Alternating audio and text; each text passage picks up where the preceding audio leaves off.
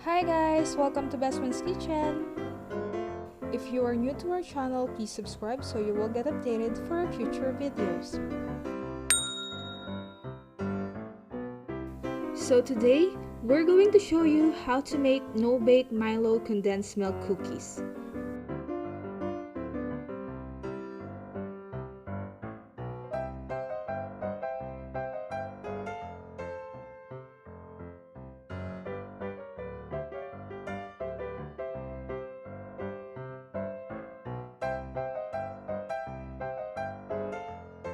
Eto nga pala yung mga ingredients for this recipe. Tara, simulan na natin!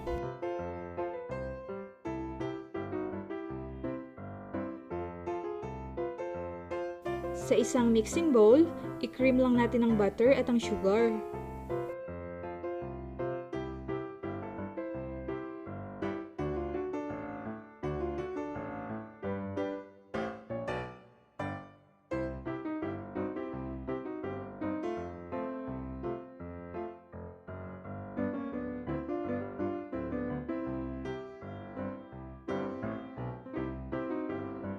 Kapag soft and creamy na ang butter, i-add na yung condensed milk at haluin mabuti hanggang mag-well combined.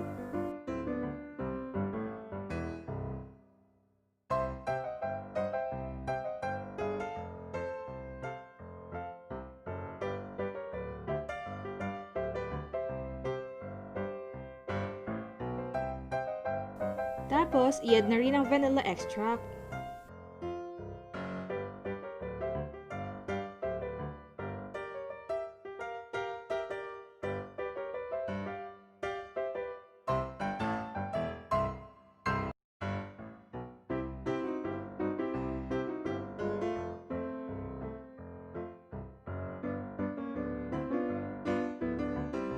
After that, ilagay na yung mga dry ingredients at i-continue ang paghalo hanggang maging well combined.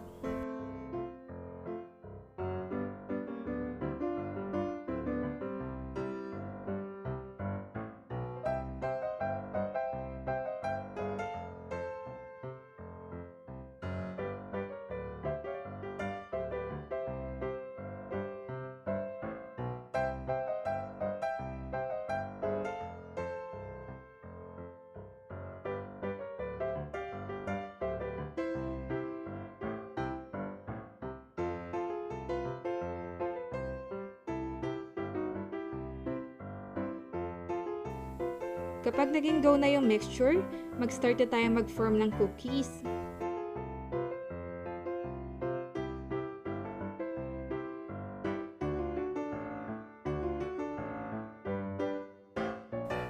Mag-scoop lang ng 1 tablespoon ng dough, tapos i-form ito na parang bola, and then i-flatten gamit ng inyong mga kamay.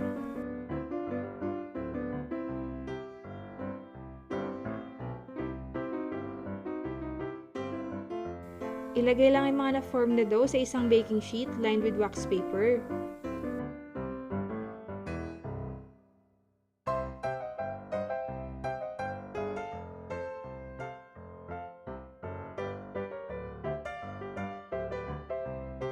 Pwede rin kayo maglagay ng mani sa ibabaw ng cookies, but this is only optional.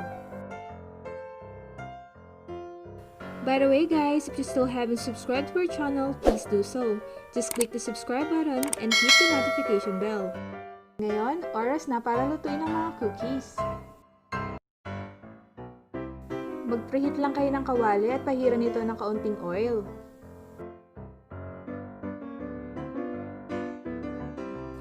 Kapag completely hot na yung kawali, pwede nyo na ilagay yung mga cookies.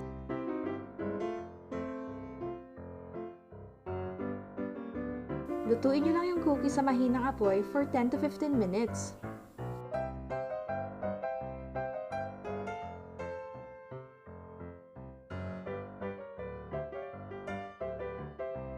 Kapag luto ng mga cookies, i-remove nyo lang ito from the heat at hayaang lumamig.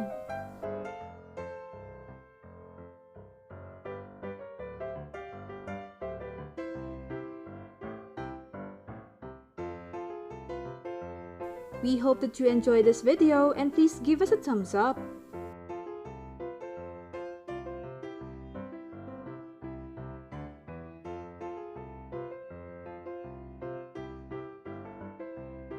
You can also comment down below if you want to request recipes that we can feature on our next vlog.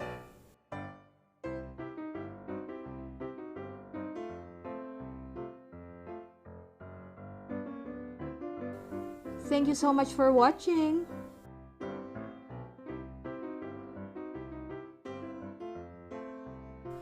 Don't forget to subscribe! Bye guys! Till our next vlog!